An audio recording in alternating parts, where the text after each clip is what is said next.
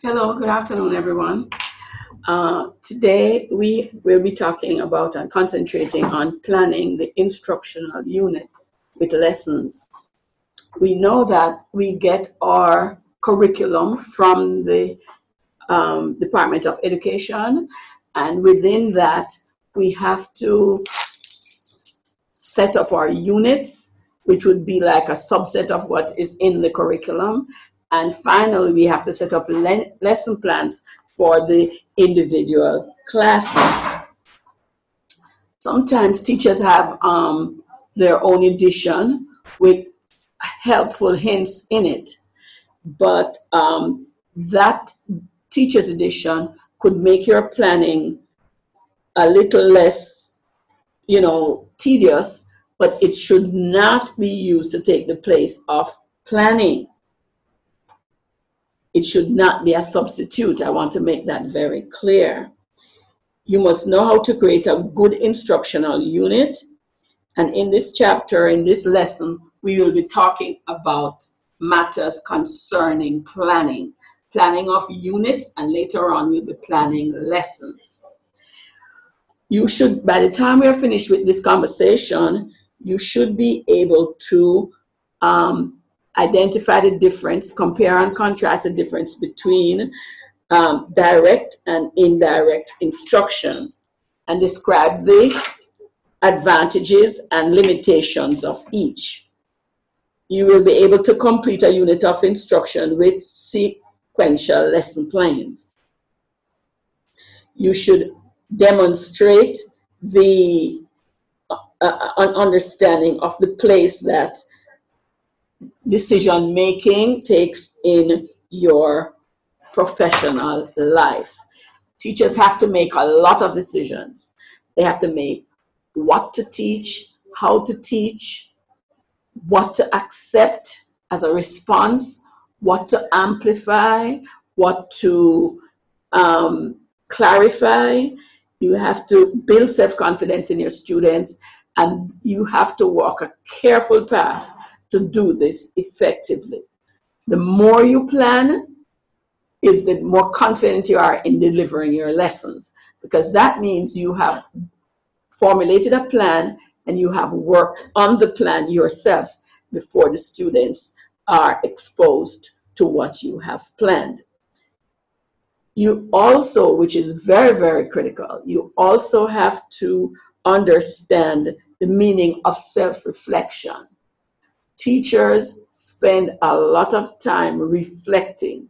Sometimes you're distracted by your thoughts of a student who had a certain behavior or a certain response to your questioning in your class today, and it stays with you for the rest of the time, because the reflection will allow you to make further decisions on whether or not you move on, or whether you reteach by trying a different strategy. So it must be done on a regular basis, daily. Now, let us consider the instructional unit. The instructional unit is a part of the curriculum in your subject area. You will have to think about the different parts of the instructional unit, which comprises the learning activities that are planned around the central theme or topic, the issue, and or the problem. Because you know that these decisions are made, and out of these decisions, we gather materials, we decide on the strategies, we decide on the duration, and we know that on top of everything that you have made a decision about, in front of the class, there might be events that will call upon your flexibility. So the instructional unit is not unlike a chapter in a book or an act in a play or a phase of work when you're undertaking a project. So you have a situation where you are working with, this topic, and you have to find an effective way in order to cover the topic so that students will learn mathematics, since that is our subject area. They will learn mathematics not just procedurally, but with understanding. Organizing the content of the semester or the year. We use the units to make the work more manageable. It helps to structure the work, and it gives us a way forward to plan the individual lessons. You break down the information in the lessons, but you have it more under a topic or a theme in the instructional unit. You're grouping related parts that make sense out of learning and doing. The unit brings a sense of cohesiveness and structure to the student. And when it is very clear, the student will be more attuned to what is being done, more liable to see the links that are evident between what is being taught, what was learned previously, and the acute kid could move on and say, this seems like we're going to this place in a logical fashion. Now, when we have the unit plan and we have the lesson plans coming from the unit plan, we know that sometimes, as I said before, there needs to be some flexibility, because during a lesson, there is something called teachable moments. Teachable moments. Here, you're presenting some information, a student had some input, and you see where there might be a misunderstanding, or there might be a place where you can amplify what is it that you are talking about.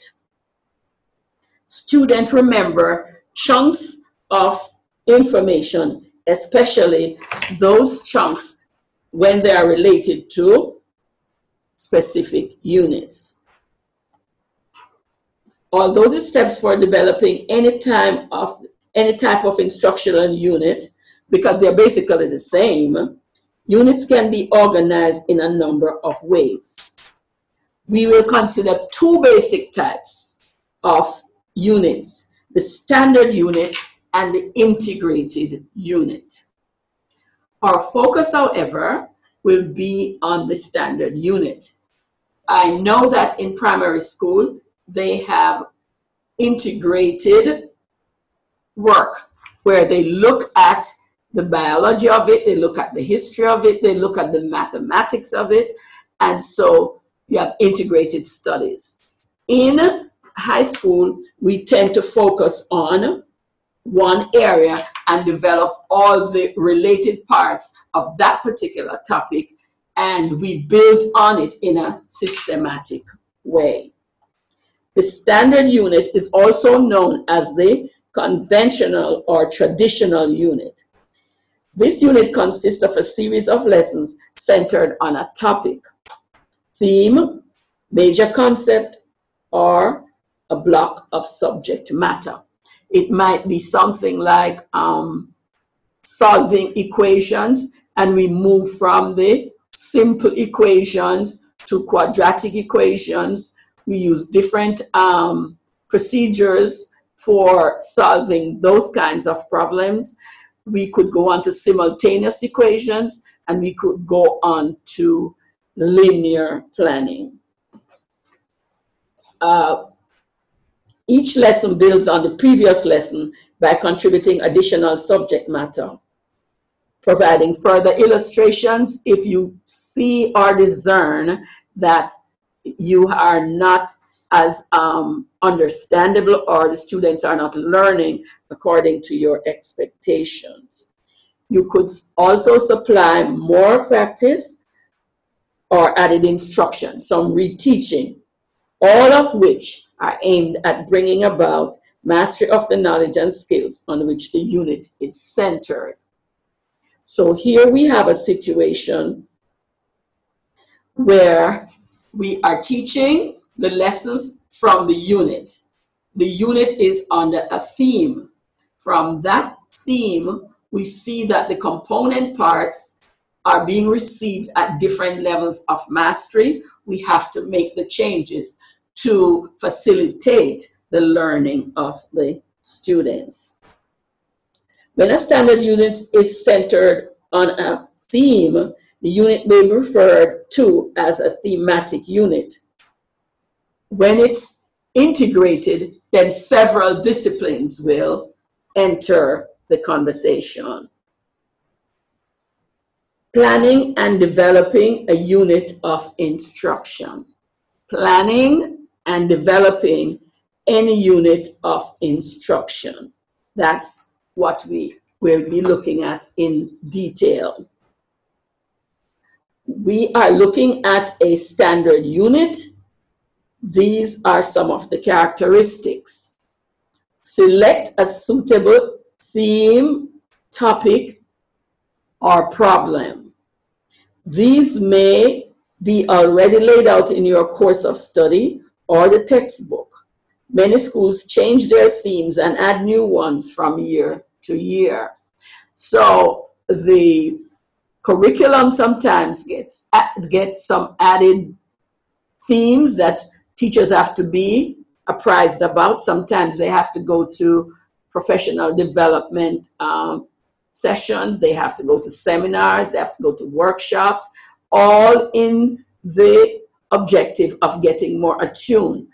When the technologies were just being introduced, a lot of teachers had to go and get added information so that they may be more suitable candidate to pass on the information. So the first one is to select a suitable theme. The second, select the goals of the unit and prepare the overview.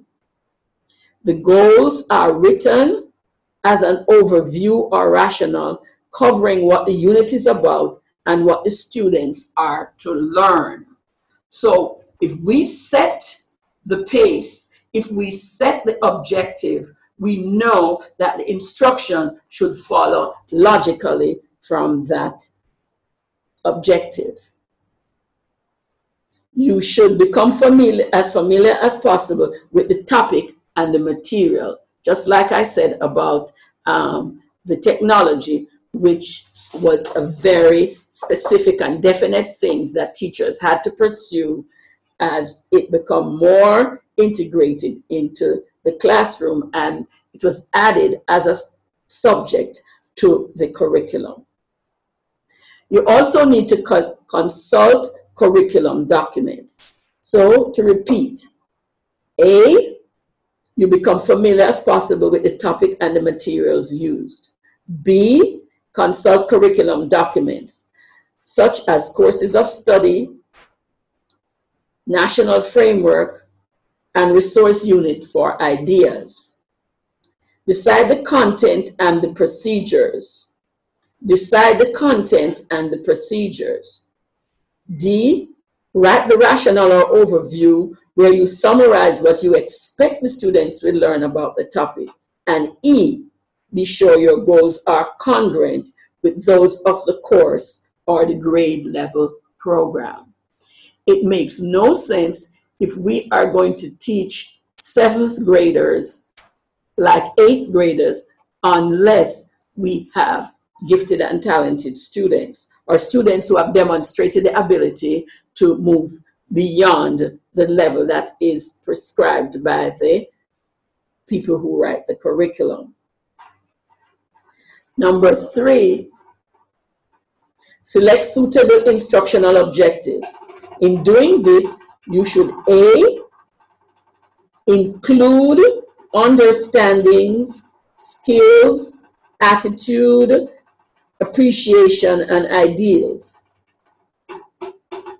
To be specific, avoiding vagueness and generalizations.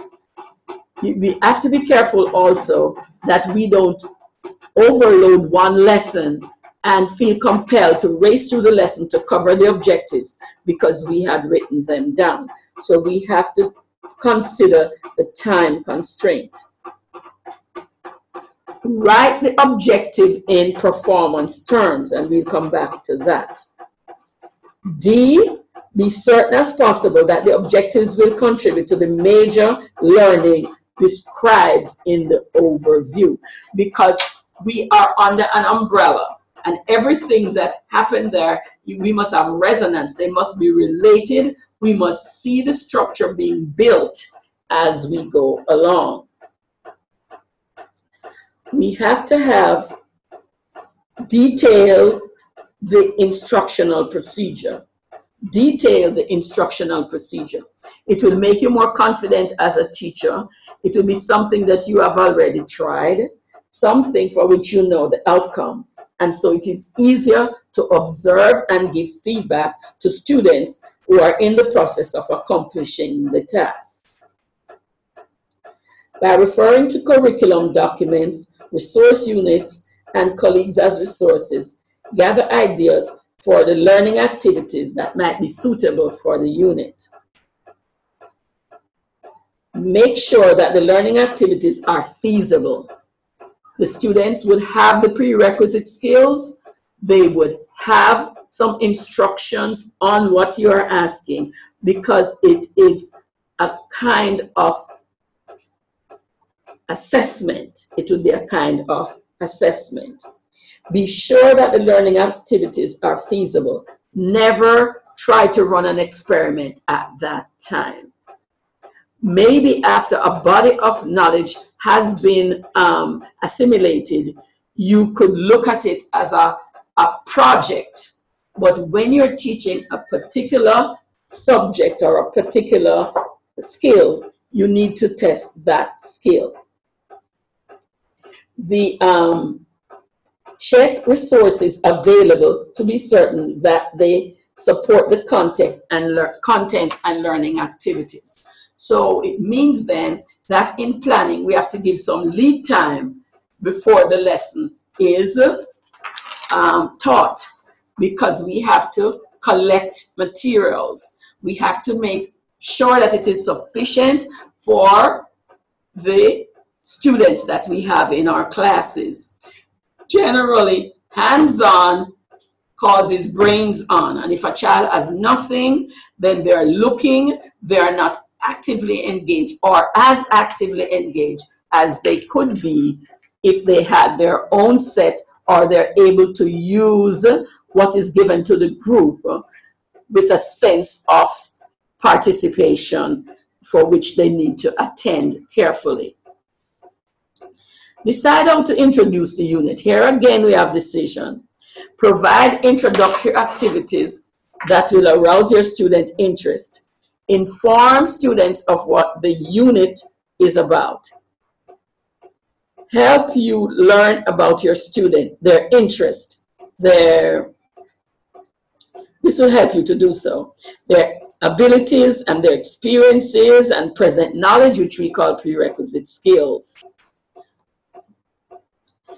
And involve the students in the planning if it is feasible. I know that in Jamaica sometimes planning is done out of sight and not involving students at all. Plan development activities that will sustain student interest. Provide for individual student differences. Sometimes the person who's articulate will give the report. The person who is research-oriented will provide the content and matters like that. Those are just examples.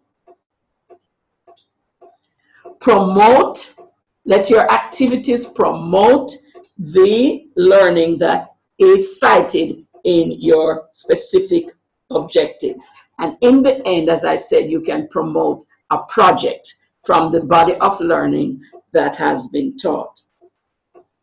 Culminating activities should summarize what has been learned. That is by class and probably by unit.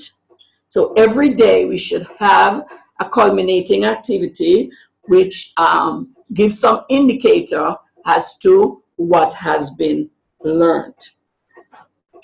That will give you an opportunity to bring together loose ends, apply what has been learned to new situations, provide students with the opportunity to demonstrate their learning, and provide transfer to units that follows a smooth transition.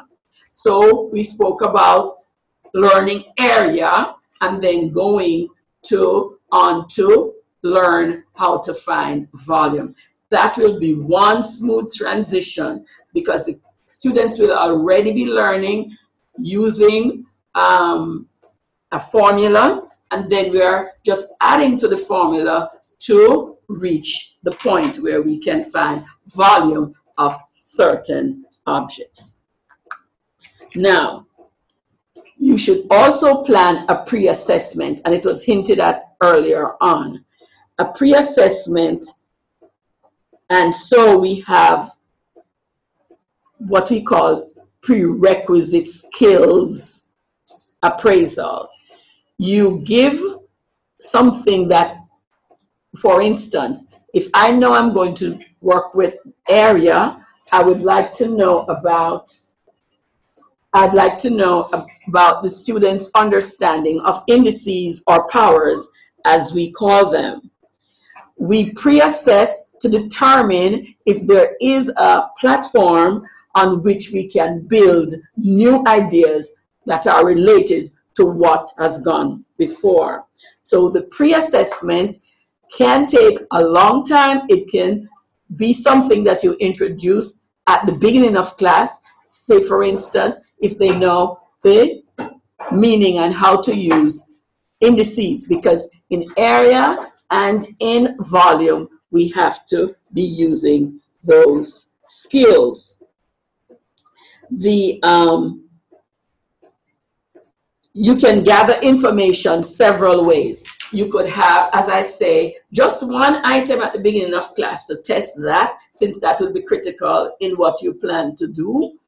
Or you can have a longer or a class devoted to a diagnostic or pre-assessment activity in order to look at the skills students are able to master based on the unit that you have planned. Provide for the materials and tools of instruction. The unit cannot function without materials, and that's why it is important to plan early and also to identify what you're going to need in order that they might be collected in a time frame that will not cause a rush at the time that you need them. Reading materials, if they're to have some reading materials, maybe you have to reproduce some things. You can use community resources and ideas. You might have to attend the library to clarify some things. You might have to reserve the library, or you might have to reserve media equipment and all that on a sign-in, sign-out basis, and all those things should be done ahead of time. Unit format, inclusive elements, and time durations are what we are going to consider next. There are 6 steps that you have to follow to develop a unit plan. And you know that this must be done way in advance of the time that you are planning your instruction.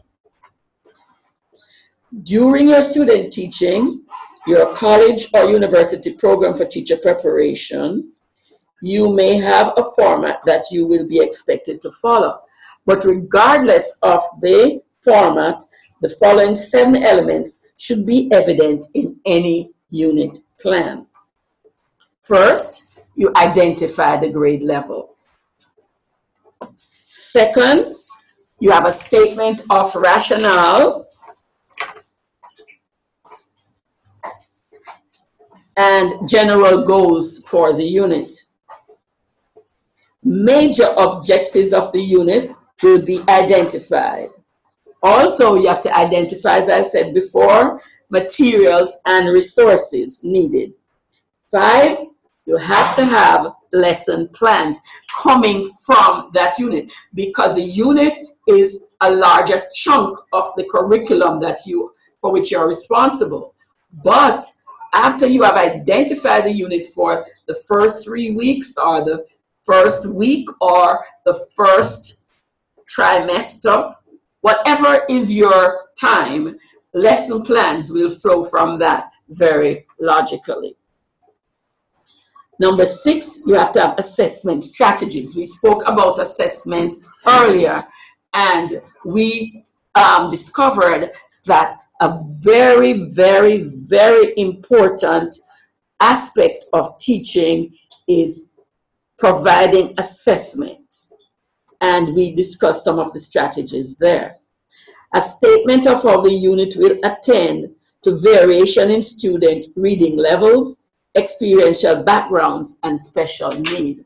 You know that in Jamaica and probably in the Caribbean, we have students in our class that probably could be better served in a special ed unit. But in the absence of that, we have to learn ways of coping with the students who have special needs and who will be in your class no matter how homogeneous the classes are structured homogeneously. Second, the unit could be at any duration that you have designed. You know that you have sufficient lessons to cover whatever topic or theme comprehensively.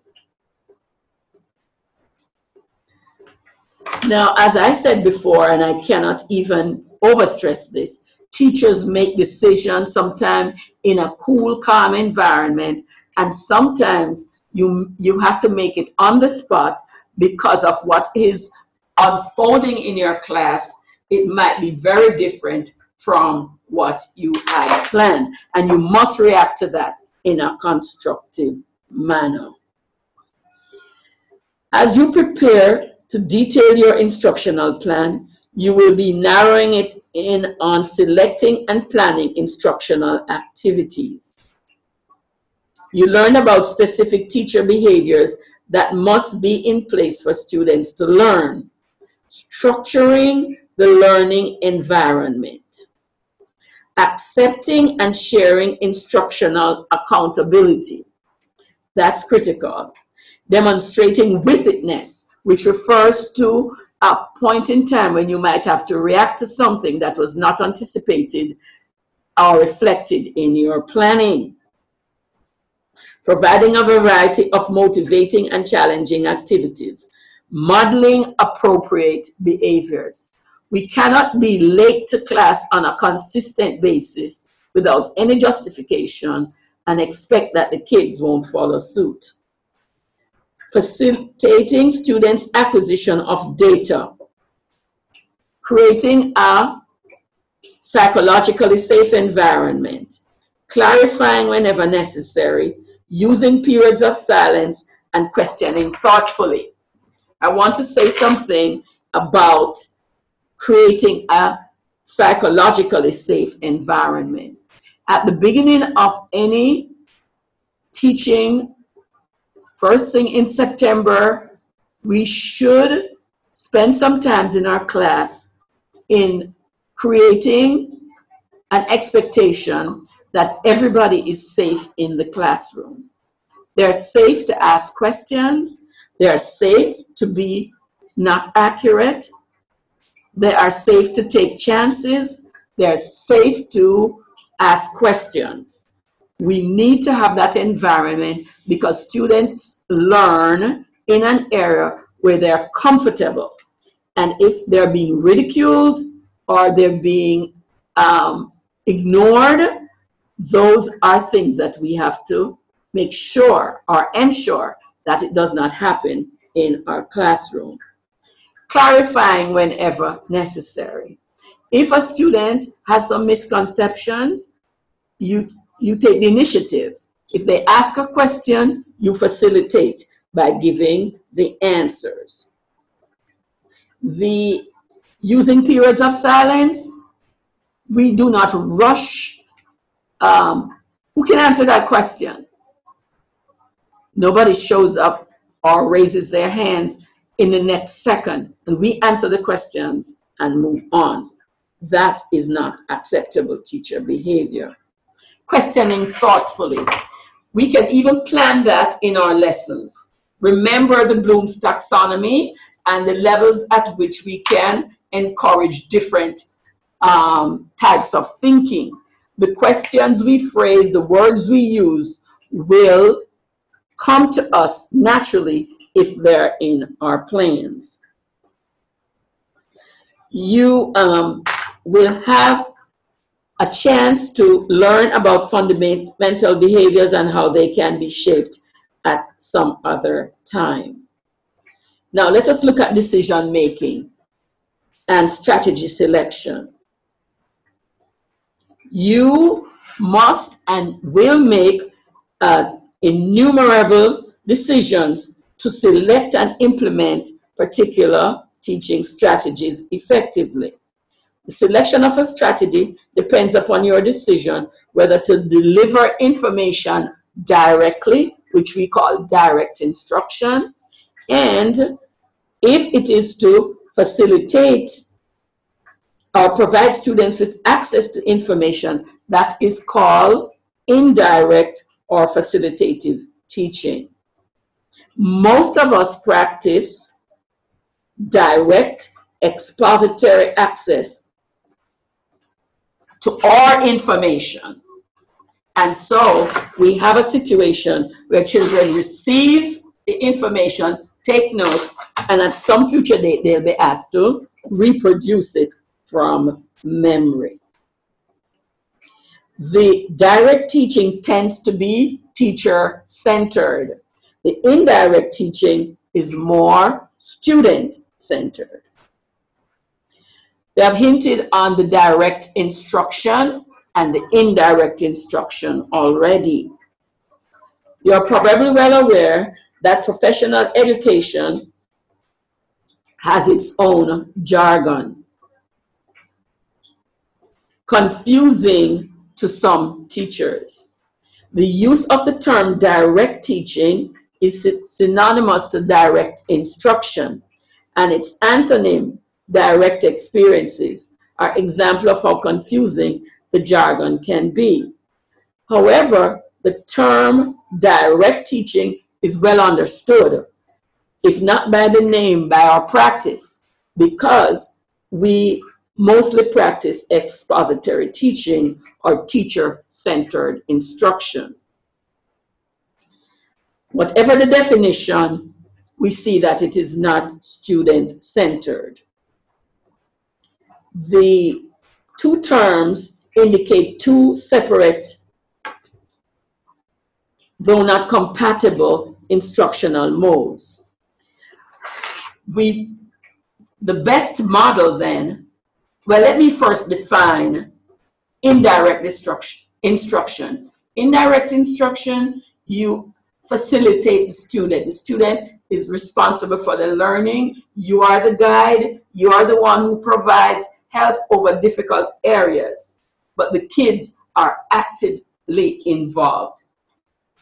To me, the best plan is for both things to be occurring throughout the lesson, where I have to give you facts in a direct manner, but to discern how you digest these facts, how you work with the information that is given, that can be a place where we could have indirect instruction by asking questions and facilitating the student to give input. We have the list of instructional strategies that can be used. A list of instructional strategies that can be used. We can just give an assignment. We can work with some brainstorming at the beginning. That is an informal assessment of the readiness of the students to take the information that you plan to deliver in the instructional hour. We could have collaborative learning, where people are cooperating and learning probably in groups. We have discovery learning. We have drill and practice. There is room for aspects of that in the class, and that will make the class somewhat more interesting. But just to sit and lecture day after day taking notes is frowned upon. We can use a field trip as a strategy. Generally, field trips are taken to places of interest that relate to what we are trying to teach. We can, what we are trying to teach, we could have a field trip to the Emancipation Park or to Heroes Circle, or where we could look at different ideas in math, like area, maybe volume, maybe we could look at enlargements or reductions of different things like the figures and so on. We could have a guest speaker. We could use homework for many things. We can use it as an instructional period because they could be gathering information that would serve as input in the delivery of the lesson. We can have homework as assessment.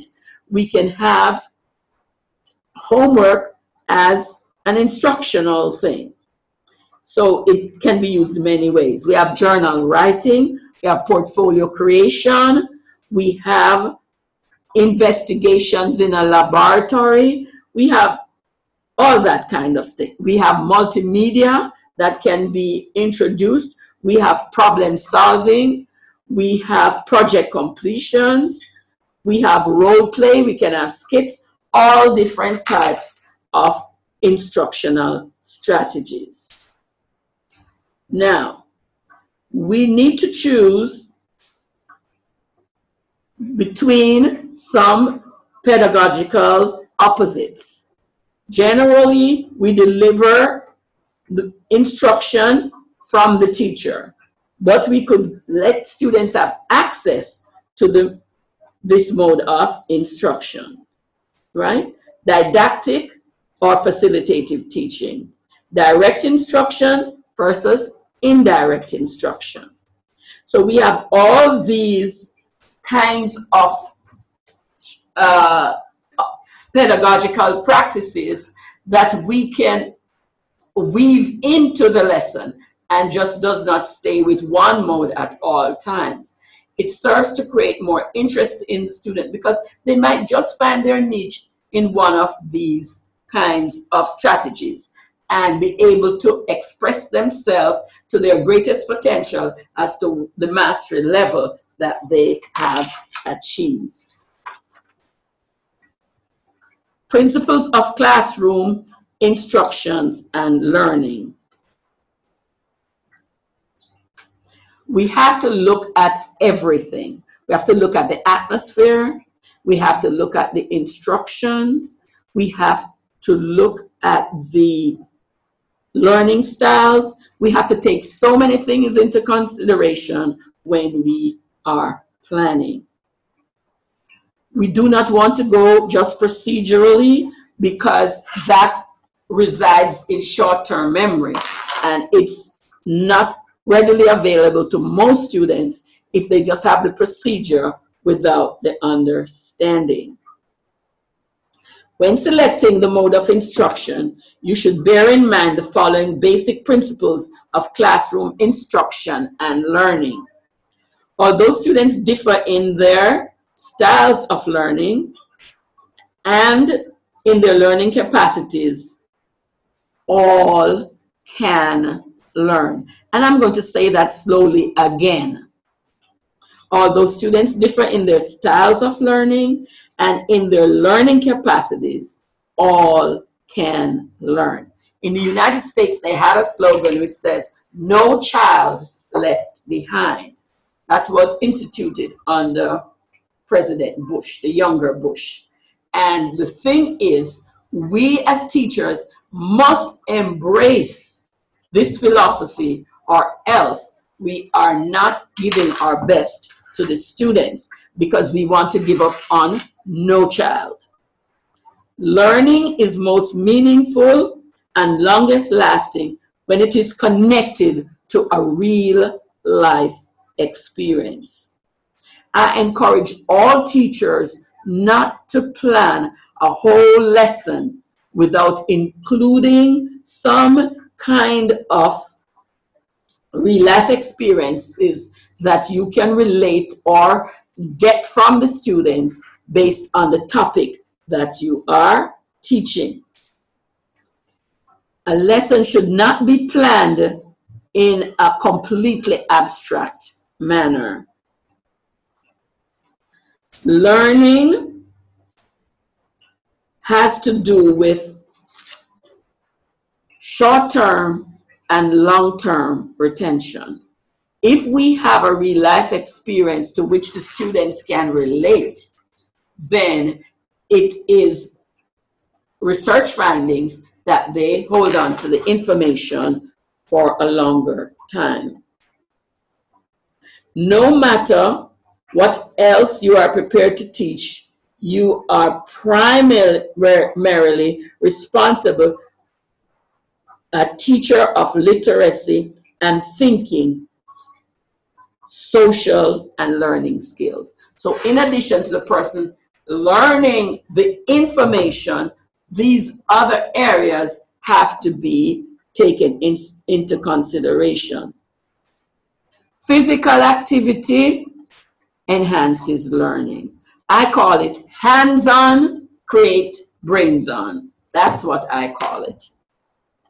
Okay, students must be actively involved in their own learning, hence the teacher is now a facilitator. And they also can be a part of the assessment of their learning through portfolios, through journals, and those are dialogue with the teacher and with the class. Students need constant, understandable, positive, and reliable feedback about their learning. In Jamaica, from experience of assessing teachers, a lot of teachers are intent on marking a question right or wrong. That is not the most desirable type of assessment. We must know where the student went wrong. We must know that information in order to reflect on it and probably to make a decision on how we are going to present the material the following class. Students should be engaged in both independent study and cooperative learning, giving and receiving tutorial instruction. To a great degree, it is the mode of instruction that determines what is learned and how well it is learned. You must hold high expectations for the learning of each student and do not waver from those expectations.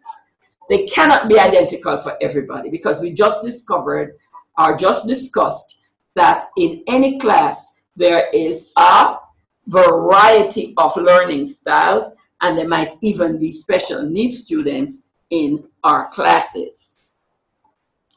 Let us now look at conceptual versus procedural knowledge. Again, let us look at conceptual and procedural knowledge. Conceptual knowledge refers to the understanding of relationships and abstractions. That means that from the conceptual understanding, I have a model in my mind that seem to be able to fit other situations, and we collect things under that umbrella. Whereas procedural knowledge help us to move on to semi-abstract and abstract situations. Procedural knowledge, on the other hand, entails recording in the memory of meanings of symbols, rules, and procedures needed in order to accomplish tasks. Again, procedural knowledge expects us to remember things, remember symbols, remember rules and procedures in order to accomplish the task. Now, we need both, but pure procedural knowledge is something that we do not want to accumulate because it serves only in the short term. To help students establish conceptual knowledge, the learning for them must be meaningful. They must be able to attach themselves to some aspect of what you're saying.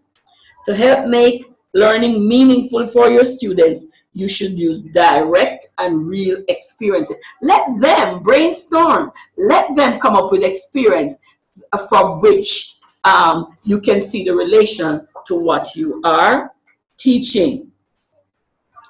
Students learn math by doing and by receiving coaching and feedback about their progress in writing.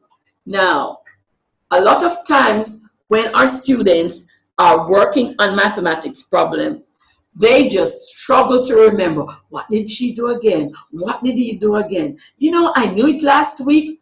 It's very clear evidence that procedure alone does not make for long-term retention or conceptual understanding.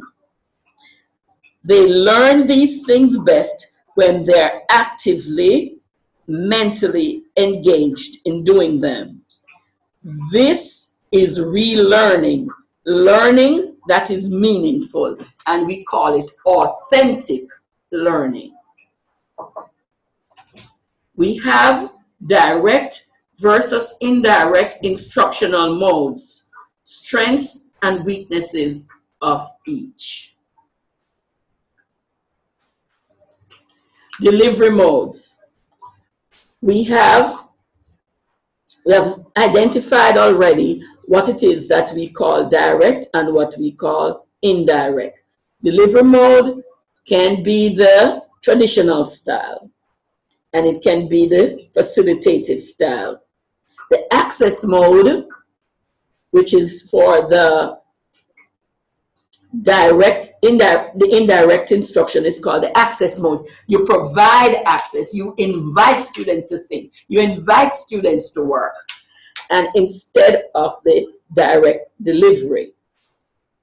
In collaboration with students, experiences are designed to facilitate the building of their schemata, the building of their knowledge store. But in order for them to have the new information integrated into their knowledge store, they must find a link. They must find an understanding for which it makes sense in what they have already stored in their knowledge base. Within the access mode, important instructional strategies include cooperative learning, inquiry, investigative, student-centered projects. Each of which most certainly will use questioning, although the questions are more frequently will come from the student than from you. Or you could be asking the questions to get the students to consider things that they omitted to consider. Discussions and lectures on particular subjects might also be involved. So we are appreciating that both modes are useful. You're probably more experienced with the delivery mode. To be most effective as a classroom teacher, however, you must become knowledgeable and skillful in using the access mode, which is the facilitative mode. But as I said before, it's unavoidable to have a pure lesson section or pure instructional program based on either of these. They must be one accompanying the other. In the delivery mode, which is the one that we're accustomed to, we have strengths and we have weaknesses or potential weaknesses. In the delivery mode, we can deliver quite a larger volume of material on the topic than if we were in the access mode. In delivery mode, the teacher is in control of the content that is covered. Also, the teacher is in control of the time allotted to specific content coverage. Strategies in the delivery mode are consistent with competency-based instruction. Student achievement of specific content is predictable and manageable. And that's the reason why a number of teachers, or the majority of teachers, will opt for that mode. But they have potential weaknesses. The sources of student motivation are mostly extrinsic. They're motivated to listen because there might be some consequence if they don't, that are not quite pleasant. Students have little control over the pacing of their learning. They have to catch up. They have to stay with the program. Students make few important decisions about their learning. There may be little opportunity for divergence or creative thinking. Student self-esteem may be inadequately served. We make very reference to that when we were talking about the classroom environment. And the classroom environment under the delivery mode creates certain problems socially. And they referred here to self-esteem as an example of what we have in mind. So everything is teacher control. The time, the days, the student input, the decision making, everything rests in the lap of the teachers. On the other hand, we have the access mode. Access mode, student learns less content but in more depth. Student learn more concepts, more content, but less concepts, but in more depth. So to clarify my statement there, in the delivery mode, a wide volume or a wider volume of material is covered. In the access mode, student may learn fewer things or fewer facts or skills, but in greater depth. The sources of student motivation are more likely intrinsic. That means they become interested, they want to persevere, they want to do something that they would not normally be able to do if they were being taught in the delivery mode. Students have more control over the pacing of their learning because, let's face it, questioning and answering and qualifying what is happening or justifying what is happening and student exchange slows down the pace at which a teacher would work in the delivery mode. Potential weaknesses in the access mode. The breadth of the content coverage may be more limited. Strategies are more time consuming, and that's one of the reasons why teacher votes for the delivery mode. Teacher has less control over the content and the time. And after teacher has planned a lesson to occupy a certain time, the teacher feels more justified when they have met the objectives of the written plan. But there is a possibility in the access mode where, based on the conversation, the time it takes to clarify or to justify, we might see that we did not reach all the objectives as they were written. The teacher may have less control over the class procedures, and that means that if a student is asking a question and teacher has to diverge or to give another example, then maybe what we see there is that the teacher will have to respond to the student needs rather than to deliver in total what was planned.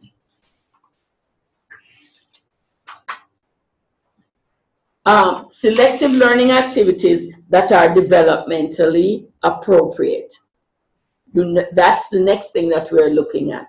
Selecting learning activities that are developmentally appropriate.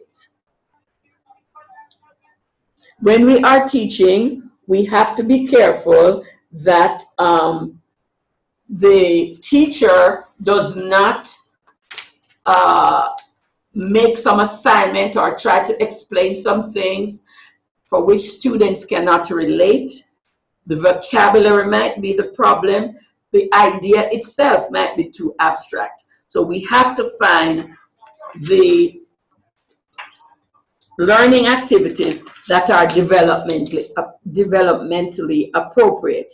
It might be good for the 9th grade, but set builder notation might not be the best thing to introduce in a class of children who need special help by introducing the set builder notation for identifying sets of numbers. Planning and selecting developmentally appropriate learning activities. An important rule to remember is to select activity that are as close to the real thing as possible. The more concrete you can be, or the more relational the kids can become by certain scenarios, that would be the best thing. It also has to consider learning modalities. Students might be auditory learners, they might be visual, tactile, kinesthetic. If we have 3 of those strategies, 3 strategies that would facilitate those, then we would be appealing to most of the students in the class. When all the senses are engaged, learning is more integrated and more effective, meaningful, and longest lasting. So what we are doing then, when we are planning our activities, we say, is this one auditorily inclined? Is this one tactile? When I touch, I understand. When I see, I understand. And when I hear, I understand. So I see, hear, and do. See, hear, and do. It appeals to 3 of the senses. There is a learning experience ladder that has to do with a range of learning experiences. I don't know if you can see this, but probably what I will do is copy it and send it to you. I'm going to hold it up so you know what it looks like. And you see a ladder. I'm trying to put it in front of there. You see a ladder, and I will send it to you. There are steps. And generally, on a ladder, we start from the bottom rung. From the bottom rung of the ladder, we have direct experiences. The learner is actually doing what is being learned. Through inquiry, all senses engaged. Visiting and experiences a sight will help us to understand and take in the information that is given alongside with our visual to learn better. Visiting and experiencing Hero Circle or Emancipation Park or we have the Dunn's River Falls. We have those areas that we can visit, and you will see what you're learning about. You will hear the instructions, and you might even have a sheet that you have to make notes on what you experience with your eyes. So we are taking in the information in 3 different modalities. Simulated experiences, role-playing, working models. We are building a classroom working model of a tidal pool. I know that in primary school, children make volcanoes in Jamaica. So what you're doing is building a model. If you're building a model of something, you are going to know in detail the parts it takes to build that model. For a volcano, you have to know what it is that you have to mix together, because you are doing it actually so that you can have the simulation of an eruption. Vicarious experience. Vicarious experiences are those we share through somebody's eyes. They report to us something, and the picture they paint is so graphic that we can experience or share in their experience. The thing is that includes video programs, computer programs, and it engages more than one of the senses. We know that. So we can interact with a computer program to see what happens when the volcano erupts. We can see a simulation. Viewing and listening. Viewing and listening. Taking a field trip. Those are vicarious experiences. Now, probably we can, if we are learning about social studies, we could have a field trip to Garden House in Jamaica. So we see what is happening when the legislators are in their work mode. We can see other experiences like a visual experience where we see pictures, we see diagrams, we see charts, we see a map, whatever it is that we are looking at, we can see it and we can interact with it. Now, verbal experiences. Those are the people who are auditory learners. Teacher talk, written words, that engages only one sense. So we see that listening to the teacher talk, listening to the student give a report, listening to the guest speaker talk about some things, those are all under the banner of visual experience. So to recap, we have direct experiences, we have simulated experiences, we have vicarious experiences, we have visual experiences, and we have verbal experiences. So here we are with this ladder, and we see the different engagements of our senses. And so that would help us to choose our activities. The persons who are able to connect the direct, the simulated, and the vicarious experiences, those are more effective in their mastery of the content that we talk about in any given lesson. Okay, now let us look at the nuts and bolts of the lesson plans. What we have done is to look specifically, done so far, is to look specifically at the unit plan. If you want to have a visual, one of them that might work is to look at the lesson plan as areas in the unit plan with no space in between, just borders, just borders. So if we, like a puzzle, a piece of the puzzle, the whole puzzle is the unit plan. The parts of the puzzle constitute the lessons. And when the puzzle is complete, it is on a continuous plane. There are no spaces between the pieces of the puzzle. And they have different shapes and sizes, but they all contribute to the puzzle completed.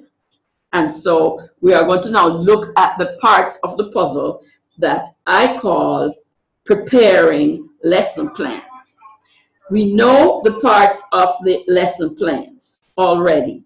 So we know we have to have rationale and assumptions, because here we are making a decision. Perhaps one of this, right, in instructional lesson plan, the component is of utmost concern,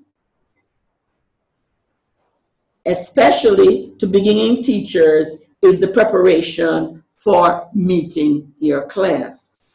You get butterflies sometime, and I know some of you here are teachers in the classroom right now, but for pre-service teachers, that could be very daunting.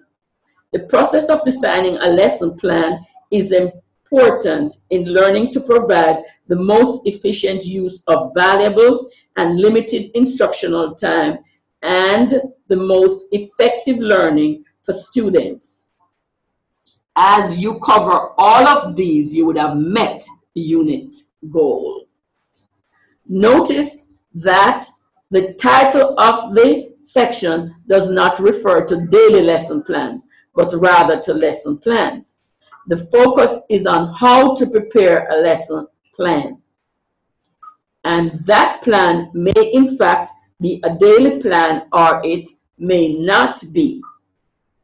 In some instances, a lesson plan may extend for more than one class period or day, perhaps 3 or 4. Please note that effective teachers are always planning for their classes. For the long range, they plan the scope and sequence and develop content.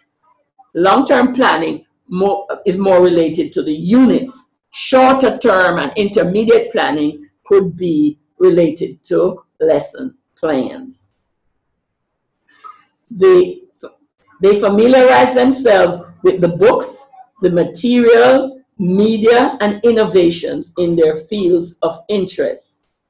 Yet despite all this planning activity, the lesson plan remains pivotal to the planning process. Let's consider now the rationale, description, and guidelines for writing a detailed lesson plan. First, carefully prepared and written lesson plans show everyone, first and foremost, your students, then your colleagues, your administrator, and if you are a student teacher, your college or university supervisor, that you are a committed professional. It's really an advertisement of the quality of teacher you intend to become, even if you're new or you are a veteran in the field. Sometimes beginning teachers are concerned with being seen by their students using a written plan in the class and thinking that this may suggest that they have not mastered the material. However, a lesson plan is a tangible evidence that you are working at your job and demonstrates respect for students, yourself, and for the profession. A written lesson plan shows that proactive thinking and planning have taken place. There is absolutely no excuse for appearing before a class without evidence of being prepared. And the lesson plan is one of the strong indicators. So instead of thinking of lesson plan as a negative, we should embrace it as a positive. Written and detailed lesson plans provide an important sense of security, which is useful especially for new teachers. Like the controls on a device, the lesson plan gives you some control over the situation, and it helps you to attend to all the components of exceptional instructional delivery. It keeps you on track. Sometimes you have to get off track, but mainly it keeps you on track. You do not forget any important part of the lesson. You have tested your assessment activity items, so you're sure to be able to give a more spontaneous response in a class as the students are seeking feedback. Without it, without the lesson plan, sometimes you drift aimlessly, and it's like a ship without a rudder. Anywhere you land, you land. You have no plans to get to a particular point, or you had plans, but they're all in your mind and you cannot keep the sequence, and so you drift. Within written lesson plans help you to become a reflective decision maker. And how can I say this so that you understand that this is a critical part of what you're supposed to do? It makes no sense if you do not know what is going on in your class. You have to be able to determine on a daily basis what is happening and what it is you need to do to correct, to reshape, to clarify misconceptions, and without reflection, you won't be able to do that. So here, written lesson plans that have been carefully done and reflection at the end of that lesson will only prepare you more effectively for upcoming classes.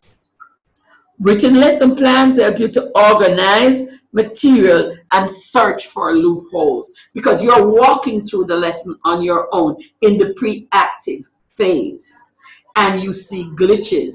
It's like proofing what you're doing, so you can eliminate some of the potential roadblocks in the classroom, because some will occur.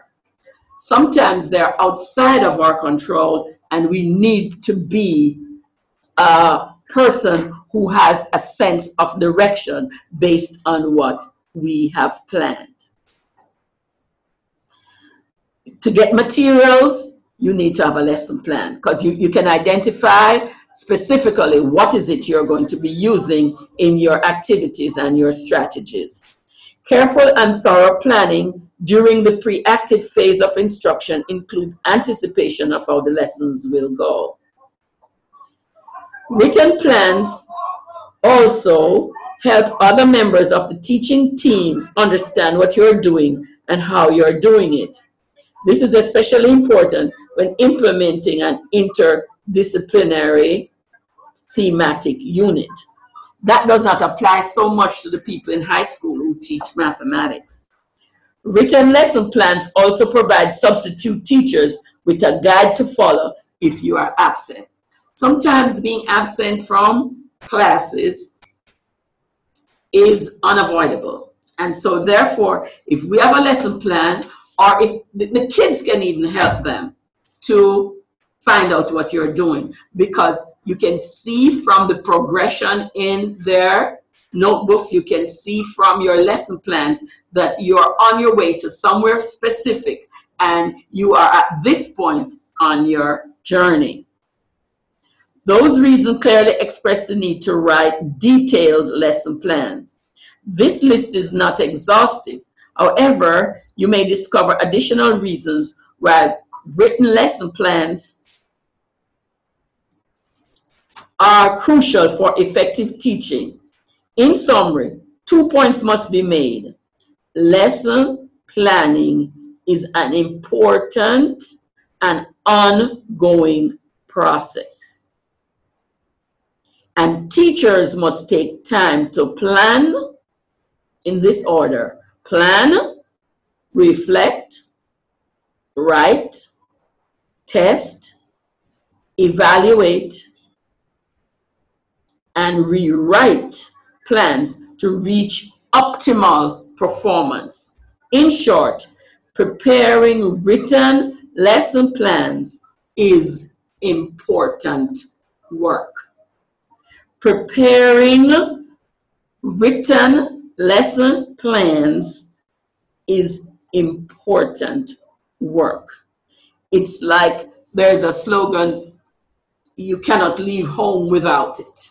You cannot leave home without it. You need it for your work.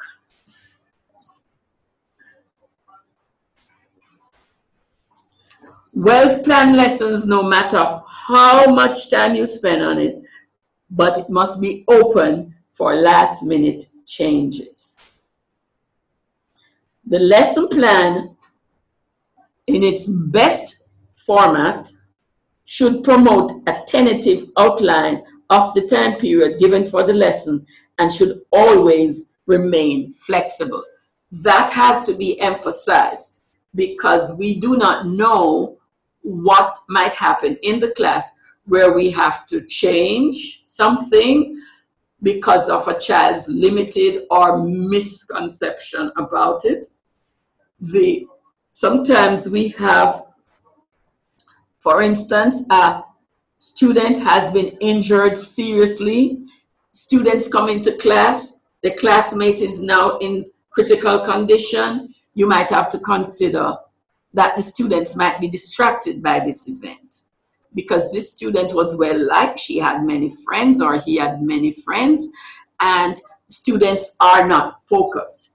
You have to shelve the lesson plans a little bit and probably give them time to air some of their concerns or their sympathies. Sometimes the school system from the school administration sends in counselors to deal with the situation, especially if it was crime-ridden or if somebody took suddenly ill and it's very, very critical, students will be distracted. So probably for the beginning of the class, it would be wise to give some kind of opportunity for students to air their feelings and see if that will help them to refocus when it's time for the instructional session. You also might have planned for a week because remember we mentioned that lesson plan sometimes is not just for the day, but it can be for the week. Based on what happened first day and your reflection, you might have to change the next day's lesson plan. So although it seems like a lot of work, it is the most efficient path to travel.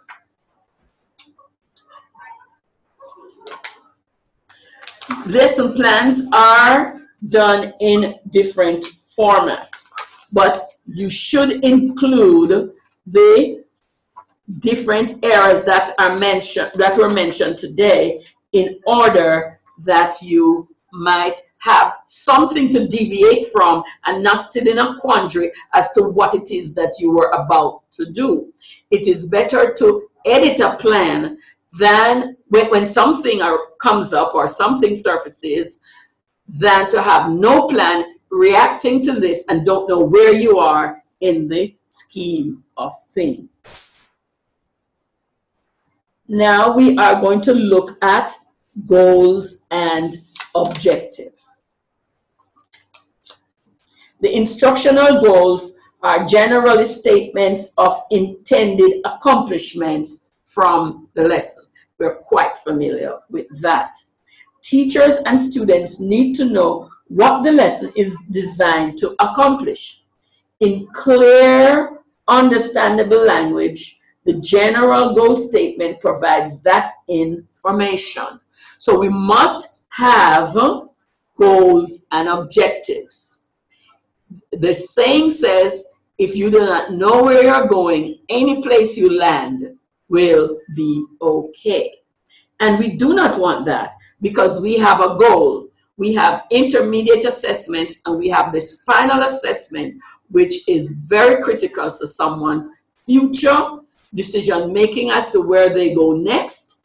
And so we need to know that the goals and objectives need to be clearly written and understood and pursued as planned, given that there are no interruptions.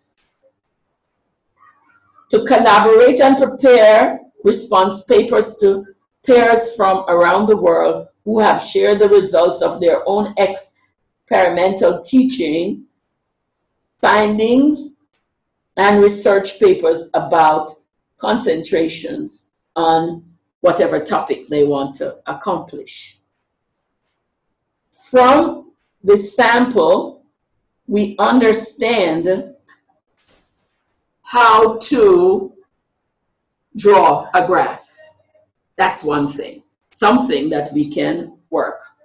Develop a positive attitude is not a definable, quantifiable entity. So we have to know that when we are talking about goals and objectives, we are talking about something that we can discern, something that we can evaluate. Setting learning objectives. Setting learning objectives. A crucial step in the development of any lesson plan is that the setting of the objective. It is at this point that many lessons go wrong, where many beginning teachers have problems.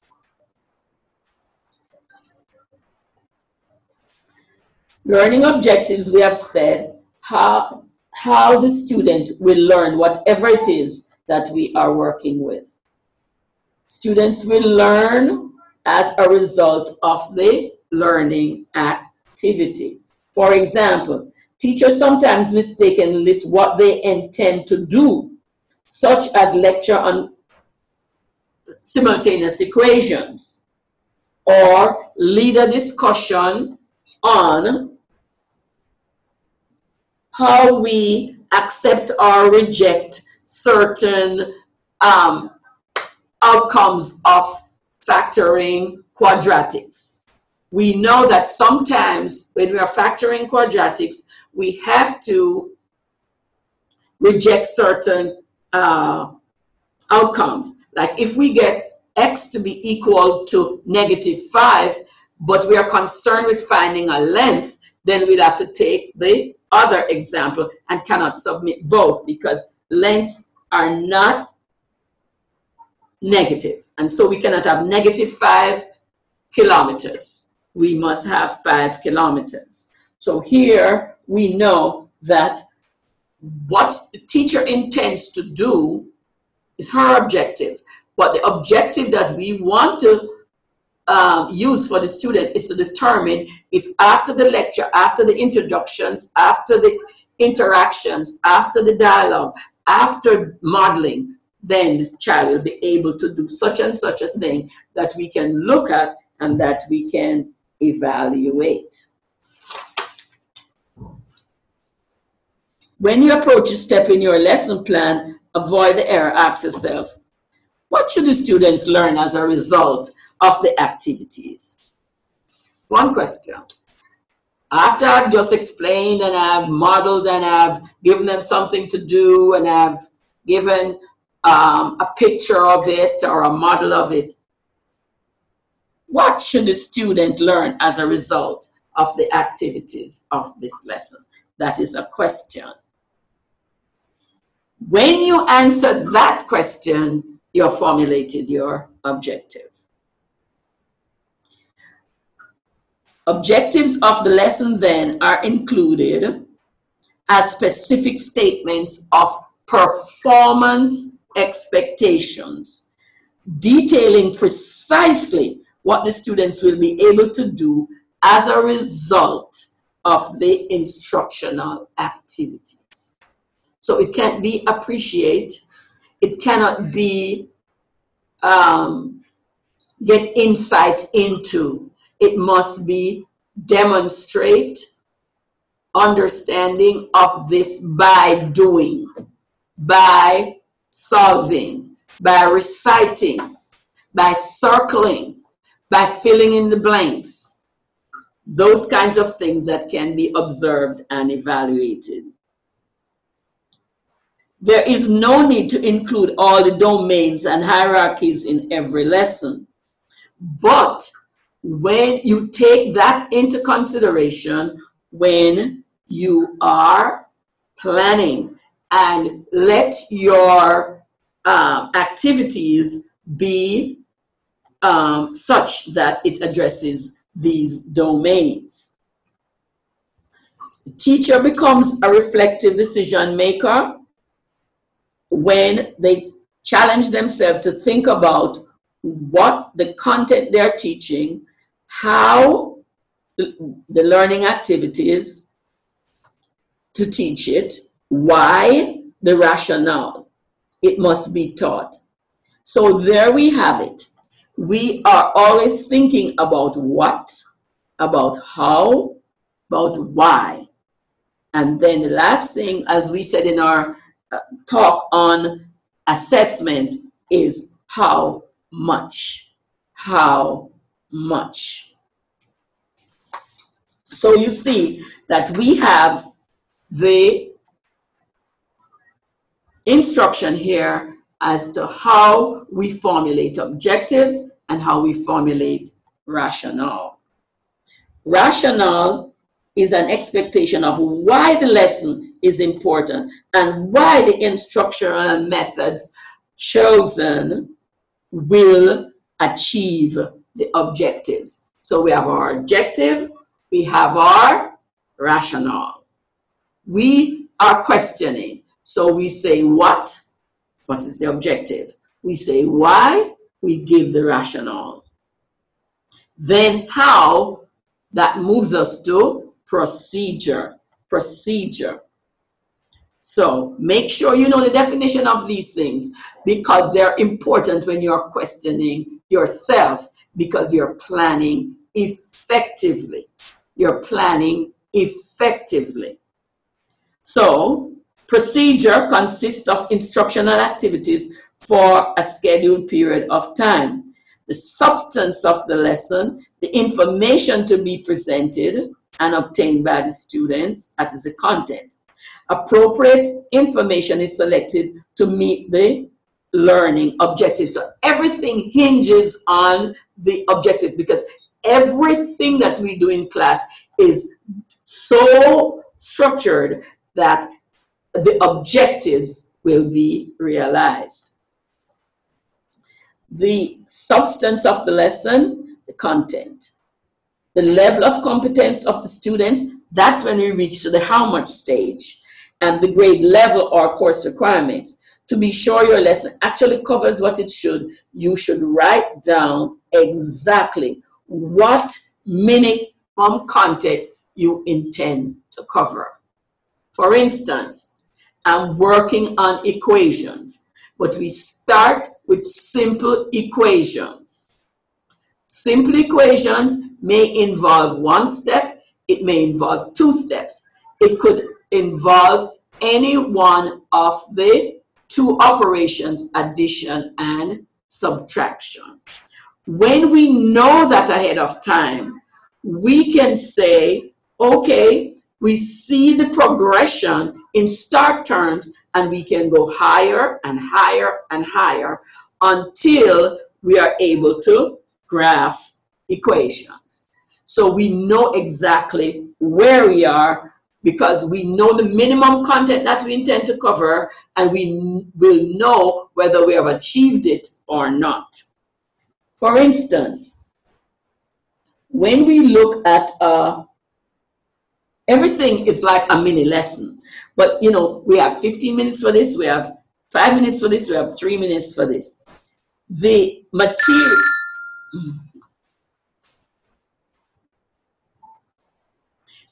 sorry about the telephone ringing. Where was I?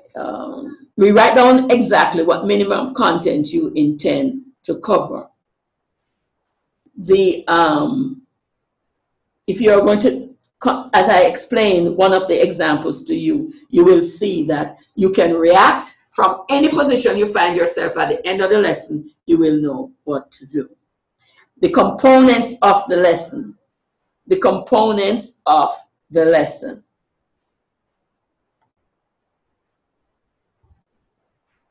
You know that in the lesson you have the objectives, you have the rationale, you have the introduction of the lesson. Like any good performance, a lesson needs an effective beginning. In many respects, the introduction sets the tone for the rest of the lesson by alerting the students that the business of learning is about to begin. The introduction to be an attention getter. If it is exciting, interesting, or innovative, it can create a favorable mood for the lesson. In any case, a thoughtful introduction serves as a solid indicator that you are well prepared.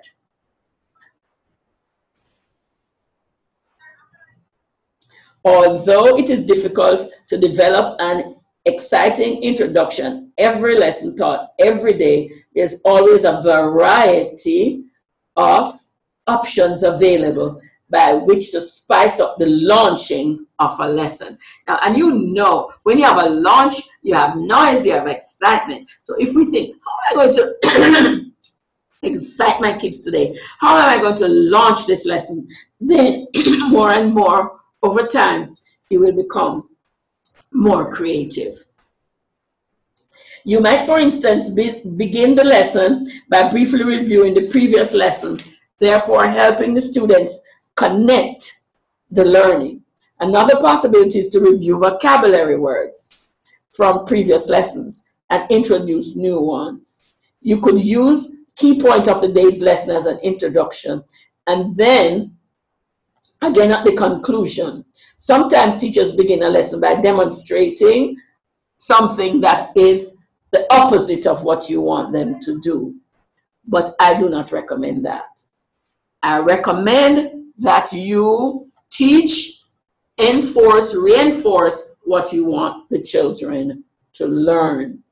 You might begin with a simple problem to direct you and them in the direction of the lesson, like multiplication, if that is one of the operations that will be used, or you can get them to report on some aspect of what you taught before to see where they are.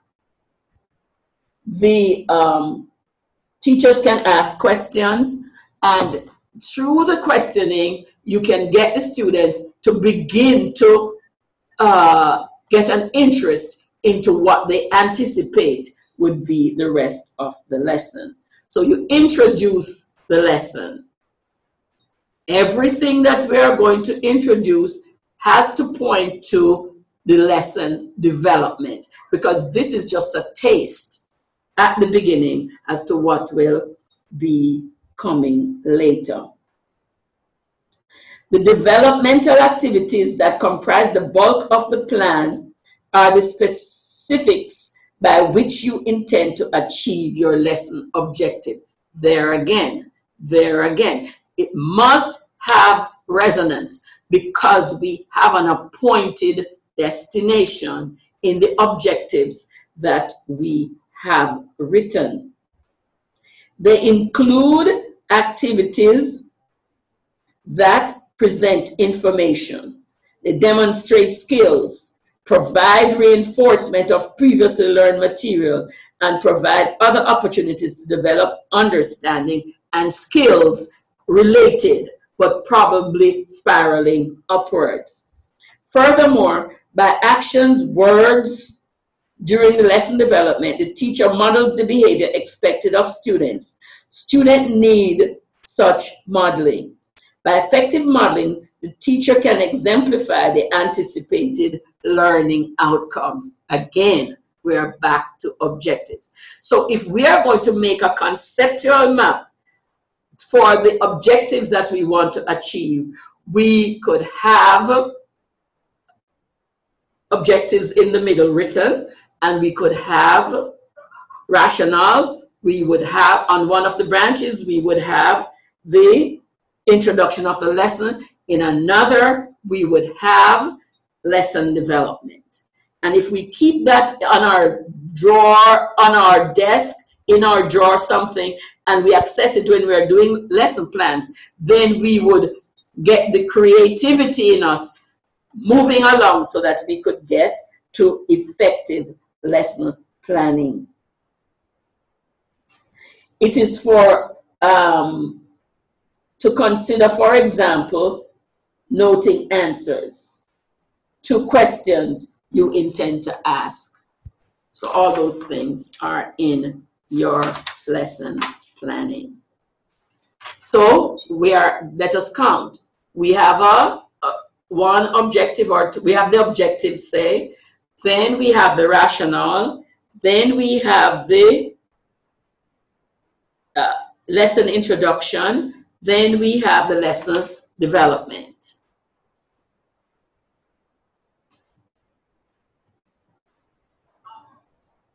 Lesson conclusion. Lesson conclusion. Having a concise closure to the lesson is important as having a strong introduction. The concluding activity should summarize and bind together what has ensued in the development stage and should reinforce the principal points of the lesson. One way to accomplish these ends is to restate the key points of the lesson. People call it recap. You ask questions, you get answers, or you don't ask any question. Who can summarize this lesson?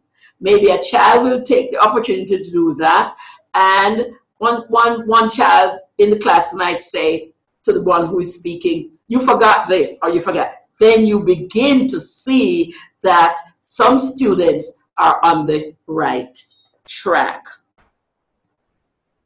You can review the major points, you can review the major concepts. Sometimes the closure is not only a review of what was learned, but also summarizing of a question left unanswered. There we go into our reflection mode. After we have noticed this, we go into our reflection mode, because tomorrow or the next lesson will be the time to address this.